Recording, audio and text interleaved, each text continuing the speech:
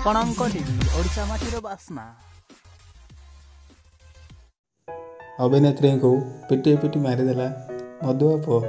ମଦ ନିଶାରେ ପୁଅ ଭୁଲିଗଲା ମାଆକୁ। ଅଭିନେତ୍ରୀଙ୍କୁ ପିଟି ପିଟି ମାରିଦେଲା।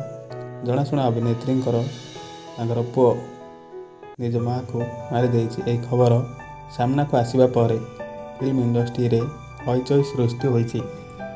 ଅଭିନେତ୍ରୀଙ୍କର ତାଙ୍କ ପୁଅ ମଦ ପିଇବା ପାଇଁ ଟଙ୍କା ମାଗିଥିଲେ, କିନ୍ତୁ ସେ ଦେବାକୁ ମନା କରିଦେଇଥିଲେ।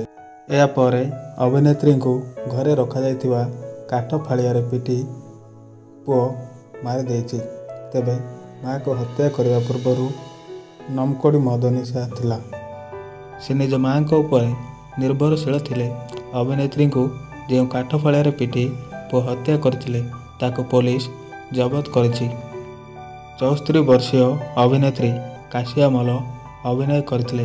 ଏହି ଫିଲ୍ମରେ ତାଙ୍କର ଦମଦାର ଅଭିନୟ ଦର୍ଶକଙ୍କ ହୃଦୟ ଜିତିଥିଲା। ଜଣାଶୁଣା ତାମିଲ ଅଭିନେତ୍ରୀ କାଶିଆ ମଲଙ୍କ ପରଲୋକରେ ଅନେକ କଳାକାର ଦୁଃଖ ପ୍ରକାଶ କରିଛନ୍ତି ଏବଂ ତାମିଲ ଫିଲ୍ମ ଇଣ୍ଡଷ୍ଟ୍ରିରେ ଶୋକର ଲହରୀ ଖେଳିଯାଇଛି।